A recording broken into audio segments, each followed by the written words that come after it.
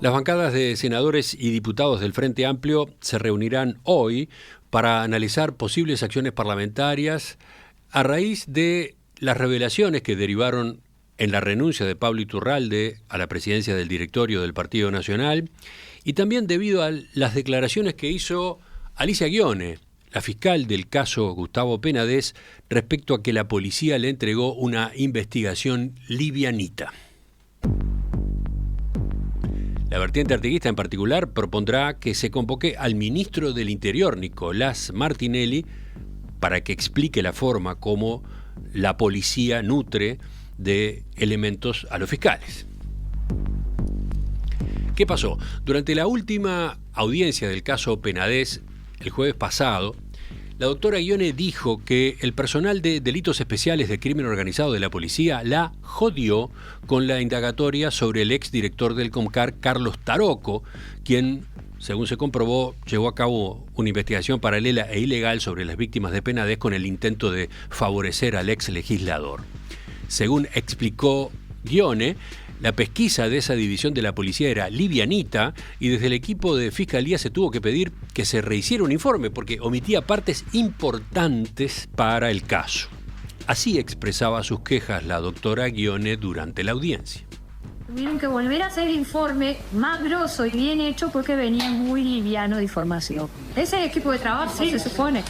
Justamente porque en el equipo de trabajo es tanta la información, nosotros lo revisamos por un lado, la policía lo revisaba por el otro y le dijimos, acá faltan cosas, vuelvan a hacer el informe, no son 5 páginas, hay como 20 páginas. En uno de los casos nos pasó.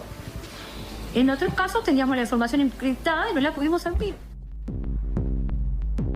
Esa audiencia se celebró el jueves, decía yo, el mismo día en que Búsqueda había dado a conocer una serie de conversaciones por WhatsApp de marzo de 2023, donde el entonces presidente del Ejecutivo Blanco, Pablo Iturralde, le decía a Penades que él había incidido para que la doctora Ghione asumiera en su causa por abuso sexual de menores y también agregaba que ella es su amiga y es nuestra.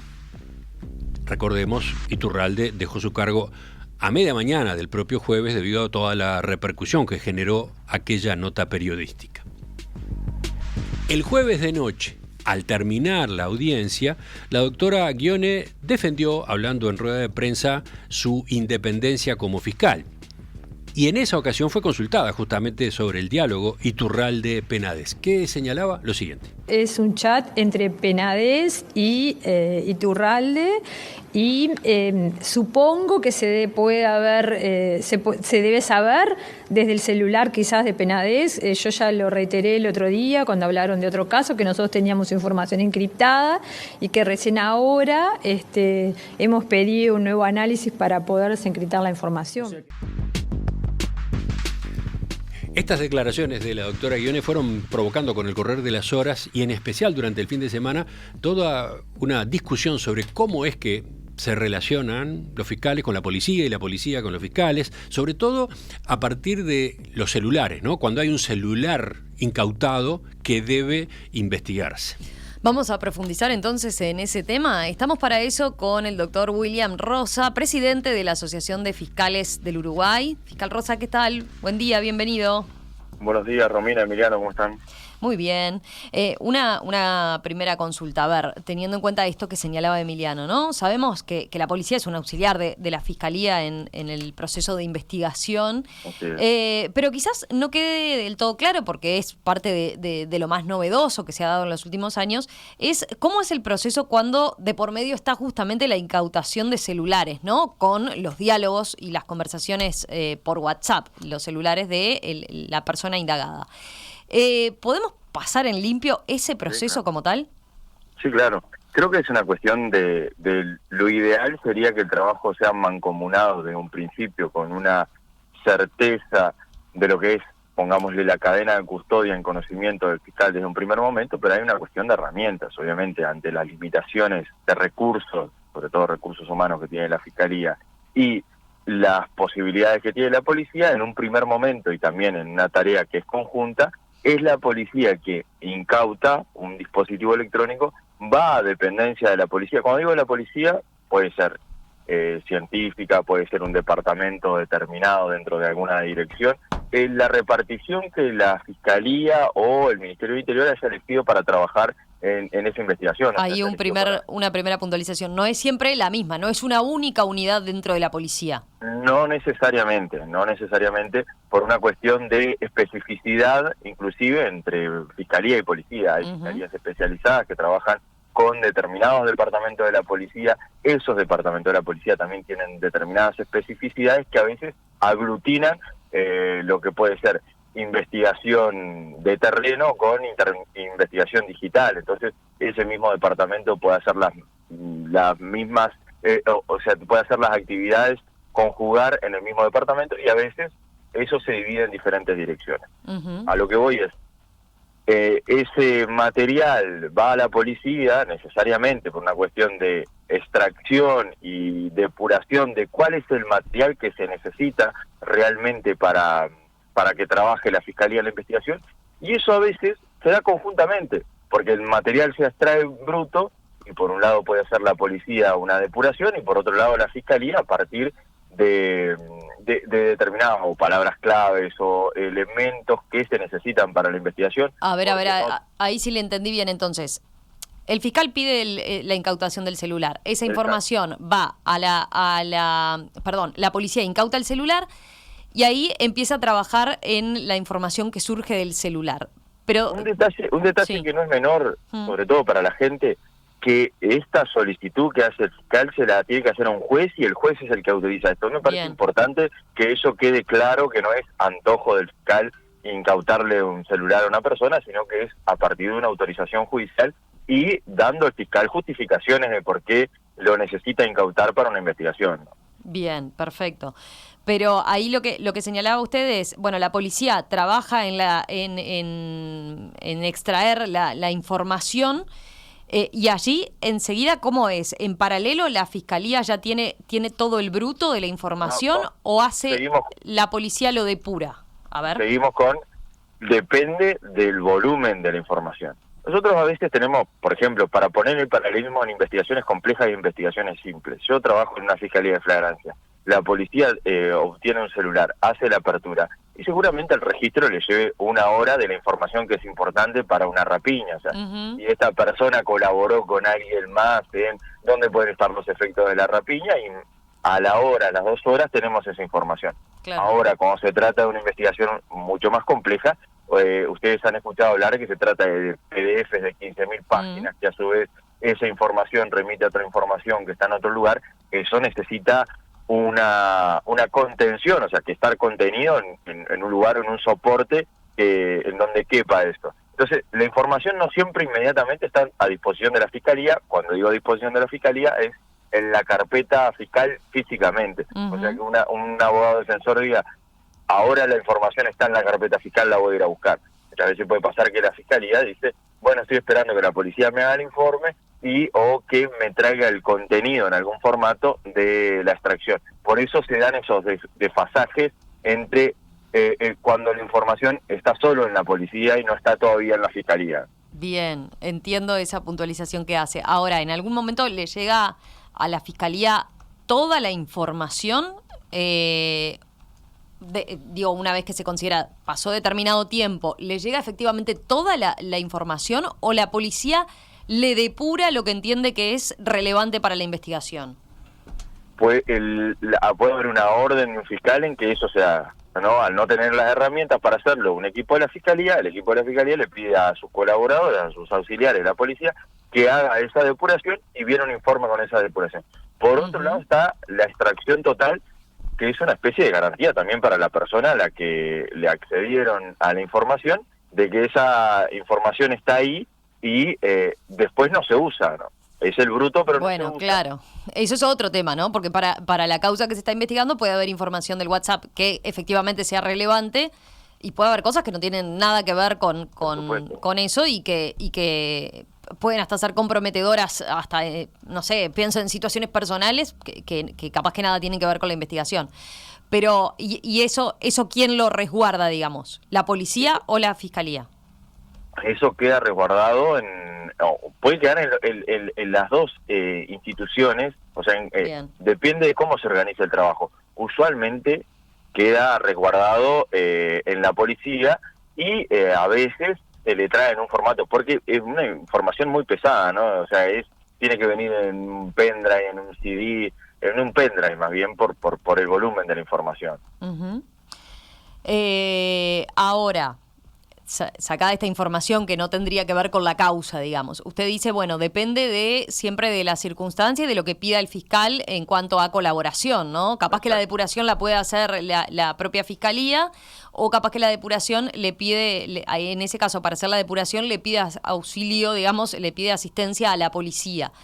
¿Y ahí cuáles son los criterios? ¿Palabras clave siempre? ¿Se lee todo? ¿Alguien lee todo el contenido y de ahí eso no está regulado y es muy artesanal y depende de la organización de trabajo de cada fiscalía.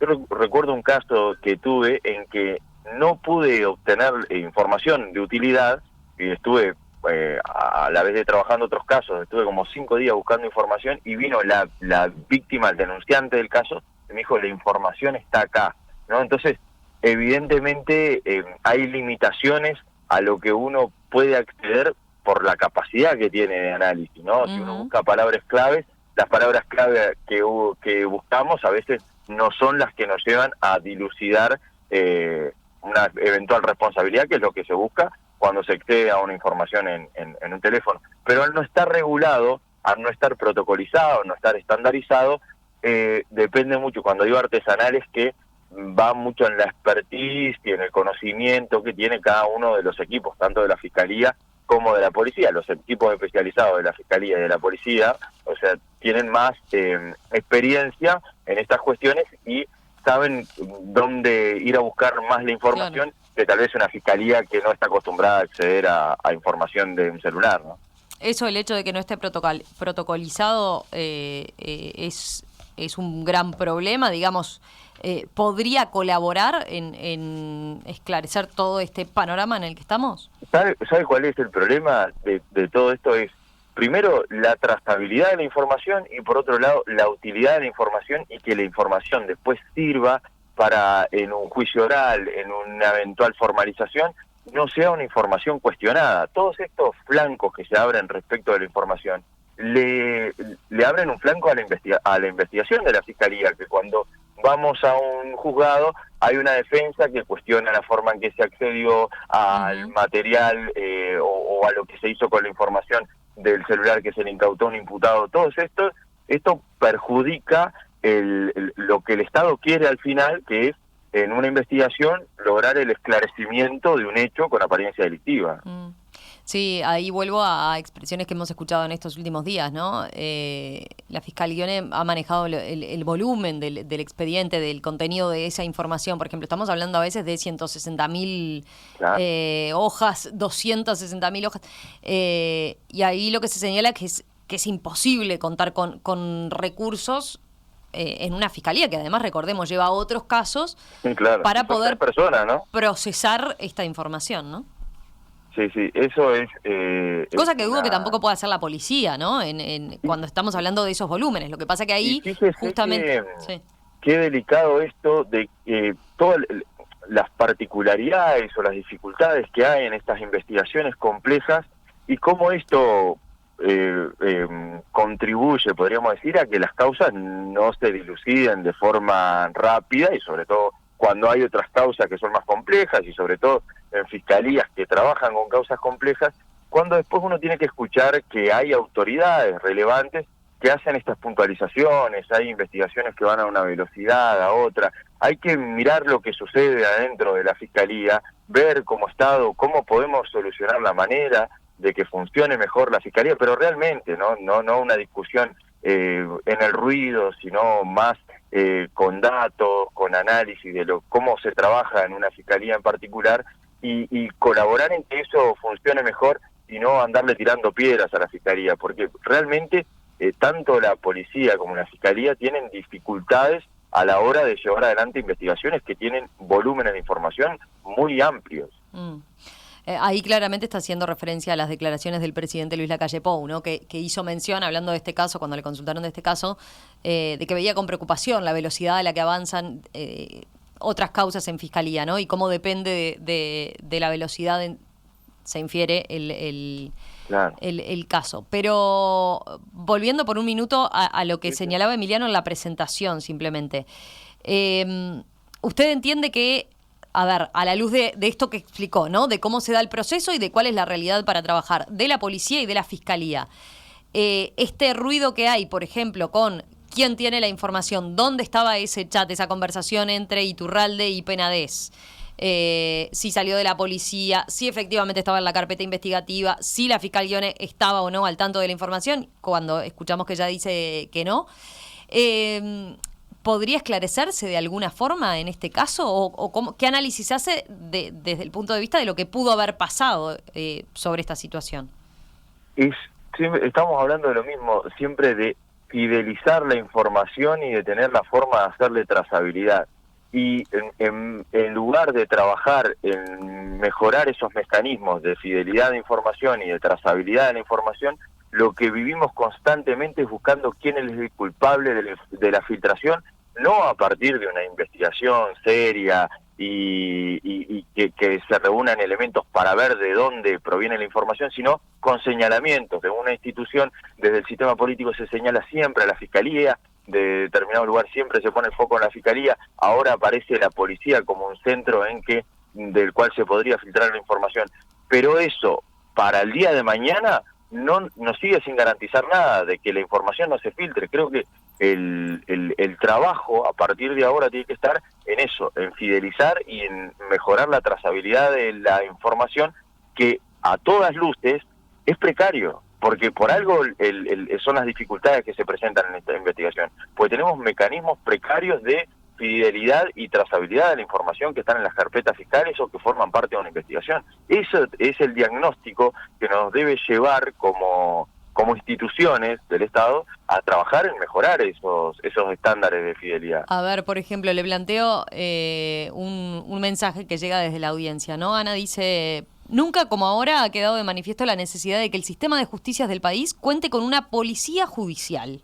Habría que empezar a avanzar en esa dirección, dice, y que el Ministerio del Interior se dedique a la seguridad interna y no mucho más. La verdad que hay situaciones en las que, como auxiliar de la justicia, ha dejado mucho que desear. Apunta que... Y después agrega, al menos para determinados delitos, sería sano sacar a la policía de la investigación. Y pone algunos rubros, ¿no? El ejemplo más claro es crimen organizado, narcotráfico, delitos vinculados a abusos sexuales y trata de personas. ¿Qué dice usted, doctor Rosa, sobre un aporte, una inquietud como esta que manda esta oyente? Yo creo que hay un diagnóstico de problema que hay que trabajar en él respecto de que hay investigaciones que los intereses que confluyen alrededor de esas investigaciones no pueden contaminar una tarea del Estado.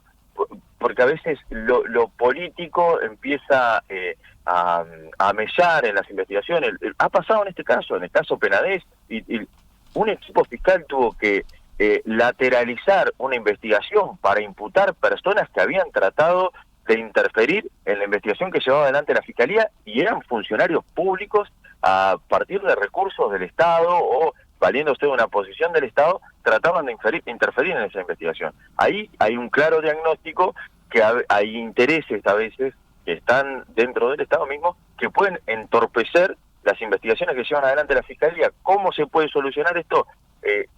Puede ser una policía judicial o puede ser trabajar en mecanismos para que la policía y la Fiscalía trabajen de forma absolutamente mancomunada y con una relación de confianza. Esto es fundamental. Claro, pero ahí estamos hablando de relaciones humanas en el fondo, ¿no? Claro, o sea, las instituciones pueden tratar de preservarse, pero después ahí lo que falla es eso. Siempre hay, en todo sistema, hay funcionarios que pueden apartarse de la norma, ¿no? Por supuesto que sí, pero si usted tiene un equipo de la policía que trabaja durante mucho tiempo con un equipo de la Fiscalía, se va a generar una relación de confianza respecto de la información que se maneja en esas investigaciones. Eso se ha empezado a trabajar ahora en las Fiscalías de Homicidios, que hay un departamento especial, que las Fiscalías trabajan con determinado equipo de policía, y creo que esos son mecanismos que contribuyen a que las investigaciones mejoren en cuanto al flujo de información. Sabemos que son 10 personas las que manejan esta información y no que son 100, ¿no? Que tienen posibilidad de tener acceso a esa información. De ahí usted restringe más quien tiene acceso y tiene más posibilidad de hacerle trazabilidad. Es un mecanismo que permanentemente hay que ponerle pienso en mejorar. Creo que eso que se hizo con la Fiscalía de Homicidio es un avance. Creo que hay que ir más por ahí y menos por este lado de cuando pasa un hecho empezar con los señalamientos. Una bien cortita, dado esto que está planteando, en el mundo, ¿qué está pasando con cómo se resguarda esta información de los WhatsApp? Porque imagino este volumen de información que se extrae de los teléfonos celulares, imagino que está siendo un dolor de cabeza para varias fiscalías del mundo. ¿Hay alguna experiencia que haya sido particularmente exitosa y que vale la pena tomar en cuenta? En cada simposio, en cada congreso, en cada lugar a que hemos ido y charlado con colegas respecto a esta situación, el problema aparece. Obviamente, en otros lugares esto se ha avanzado y sobre todo porque nosotros tenemos una legislación muy, en lo que tiene que ver con lo penal, en que no regula, por ejemplo, ciberdelitos, en que no hay un avance en cómo se trata la prueba digital, incluso en las instituciones no hay protocolos de cómo trabajar, extraer y diligenciar evidencia que están contenidas en medios electrónicos. Creo que esa tarea es lo que se ha venido siguiendo en aquellos países que están más avanzados a este respecto. Lo que hay que hacer es mirar esas experiencias y traer a nuestro país esas herramientas o esa normativa que sirve para que el Estado trabaje mejor con estas nuevas tecnologías.